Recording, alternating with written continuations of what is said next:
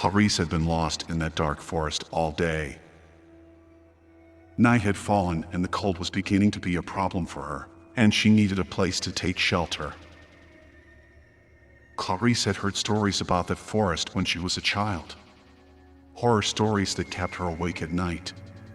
But she tried not to think about it. Fortunately, she caught a glimpse of a house in the distance. It seemed an almost magical place. She didn't know what it was, but she found it to be an imposing, silent, and very spooky place. She hesitated for a moment, contemplating whether she should really enter the house. What if it was occupied? Should she go and knock? The house was in a terrible state. It was a ruin. But she needed a shelter to spend the night in, so she entered the house without hesitation. When Clarice entered the house, she felt a strange chill in the air. The house was full of dust and cobwebs, and it looked like no one had been in it for years.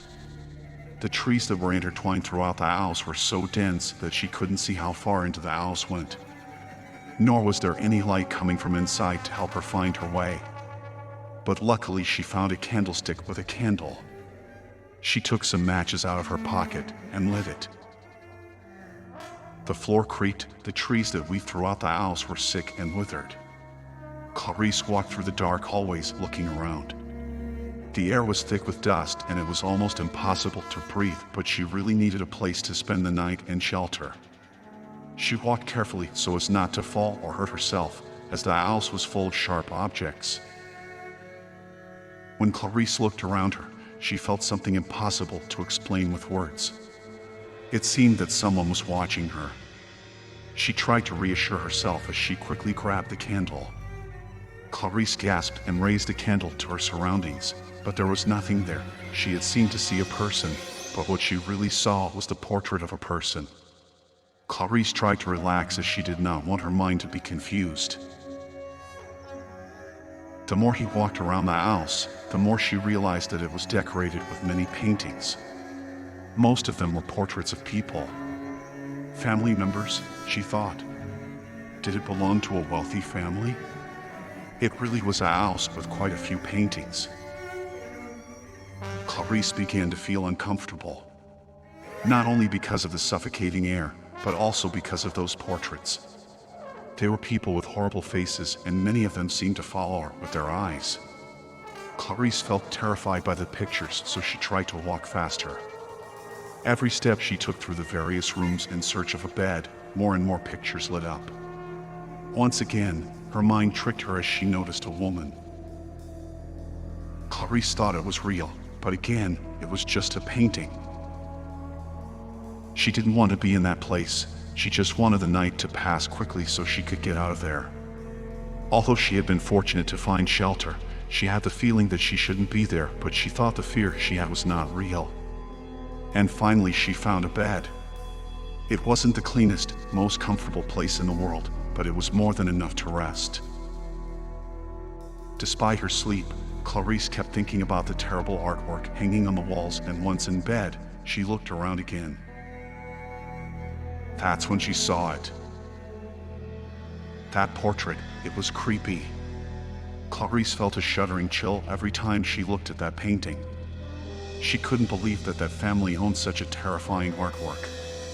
She even thought that it was a post-mortem painting, or that perhaps the person portrayed was a man who was already ill. That look was evil, as if that man had been a bad person, a murderer. He had the look of the devil himself. These are just thoughts generated by your brain, Clarice, she thought.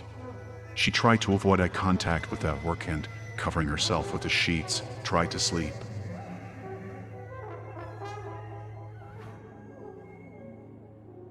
The next morning, a strong light flooded the room. Clarice had not slept too well and felt a little cold in her body. Despite still feeling a little sleepy and a little groggy, Clarice could no longer sleep. There was so much light that it would have been impossible to go back to sleep. Besides, she wanted to leave the house as soon as possible. Scratching her eyes, she looked around a little more. The house was somewhat different from what she remembered. But what was it? Her head quickly became active as she remembered those horrible paintings. And, after a shiver ran through her body from her heels to her head, she realized that there was no longer a single painting. Instead, there were windows. There seemed to be as many windows as there were paintings he thought he had seen. It couldn't be possible. Last night, she had seen so many faces staring at her. Clarice ran back to the room where she had slept, hoping that the painting that had frightened her so much was still there. But no, in its place there was a window too. And looking at that window, she remembered that face of the supposed portrait. That face that had watched her all night long. That face that horrified her at night. Again, a shiver ran through her whole body as she noticed that there was no picture in the whole house. She felt her hands cold and sweaty when she saw the light coming through the windows and thought that they were not paintings. And her skin froze when she realized that she had not slept alone all night.